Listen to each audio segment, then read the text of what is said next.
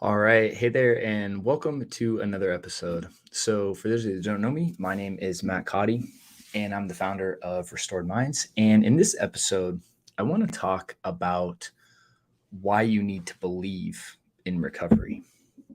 And real quick before we dive into the episode, I want to just point out that in the notes down below, in the links of the show, there's a new workshop that I just conducted, and you now have access to the replay of that. And so there's a little link where you can get access to that, as well as there's a free guide as well. For those of you that are looking to kind of start on this journey or looking for additional resources, just wanted to let you know that that's where those are. So please check those out when you can. And then potentially upcoming next month, I'm thinking about doing a scrupulosity workshop. So, if that would be something that you'd be interested in, email me, let me know. It's just kind of on the drawing board right now. So let's go ahead and talk about why you need to believe in recovery. So you may have heard the term, right? Seeing isn't believing, believing is seeing. And this is so important when it comes to, your life in general, right? Just as a life principle here. But when we're talking about OCD and anxiety recovery, as is the general theme of this entire show,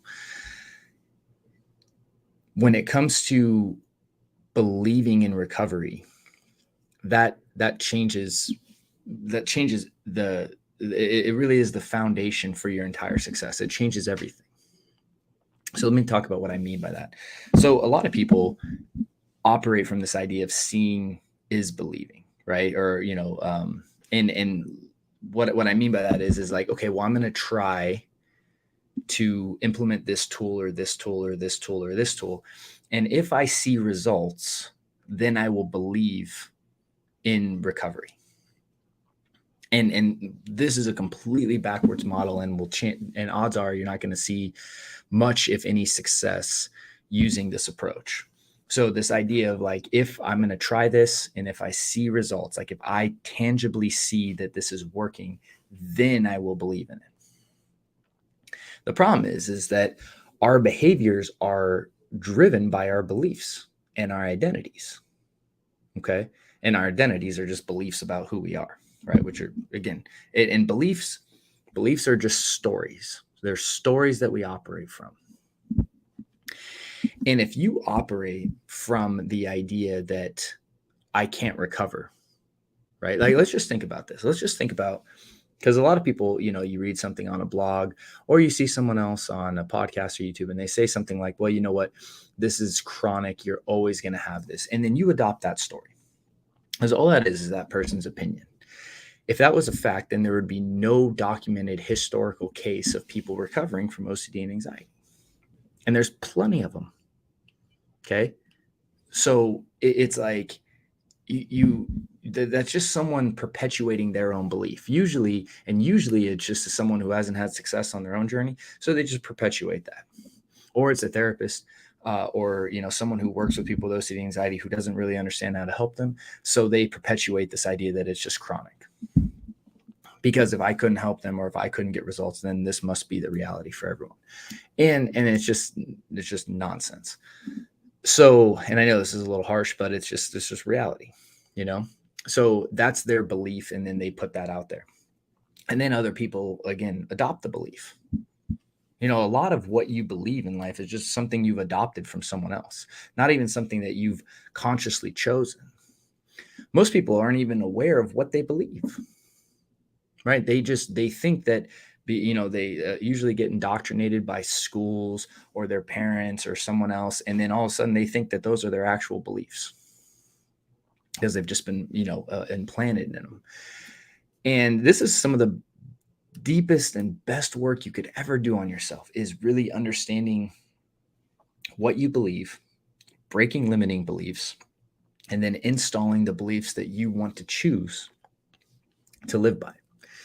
And when it comes to recovery from OCD and anxiety with our beliefs, if we're operating from a belief of it's impossible to get better, let's just say that that's a belief, right? Or, we might have that belief because maybe we tried 5 different therapists, right? Maybe we tried, 15 different books and seen minimal progress. So, it must be impossible, right? I mean, I can remember feeling like that at times, right? And if we have that belief and we go and try to engage in behavioral modification, do you see how that's not going to fuel the behavioral modification in any way, shape or form that's going to make us successful? Like let's use a different example. If I believe quitting smoking is impossible, now I don't smoke, but if I was a smoker and I believe that quitting smoking is impossible, or it's very, very, very difficult, any attempt that I make that is underlined with that belief is going to be a minimal attempt at best, because my belief is I'm always going to fall back to my belief. And so people have these beliefs about dieting. They have these beliefs about relationships, right? I mean, all this stuff. If you're operating from the idea of marriage is so hard, right? And that's just your story, you're going to start seeing all the ways that marriage is hard. And this is what I mean when I say, instead of seeing is believing, right? And I'm going to do, and then I'm going to believe it one day. I need to start believing, and then I will start seeing. What you need to understand is your beliefs shape the way you see the world. I'm becoming more and more convinced that there's not an objective reality that's out there that everyone sees. There's what's actually happening, and then there's your perception that's distorted based on your beliefs. You have the capacity to choose how you see the world. A lot of people think that they're just seeing things and it's just the way it is. Where it's like, no, like your beliefs distort what you're seeing in a good way or a bad way. And so if you choose to see, let's just say that, with relationships, if you're like relationships are so hard and you just have that belief, well, every time you look at your spouse, you're going to start seeing all the ways in which this is a challenging thing, versus if you operate like, marriage is one of the best things that's ever happened to me.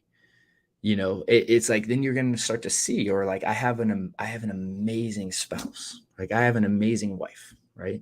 For me, if I operate from that belief, I'm going to start seeing that more and more and more, and instead, and I can choose what I want to believe.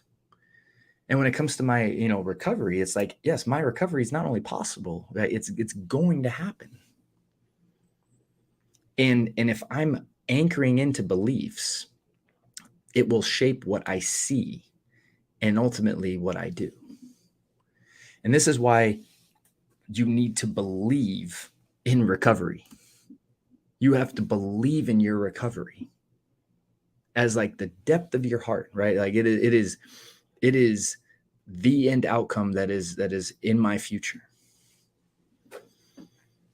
And because if you don't, what's going to happen is whatever you do believe in, if you don't know what you believe in, like that's the first place to start, is like, hey, what do I really believe about this? What are the stories that I just have going on? This is just how I am, right? A lot of people have that story, right? This is just how I am. It's part of my personality, right? These are beliefs. I just have an obsessive personality,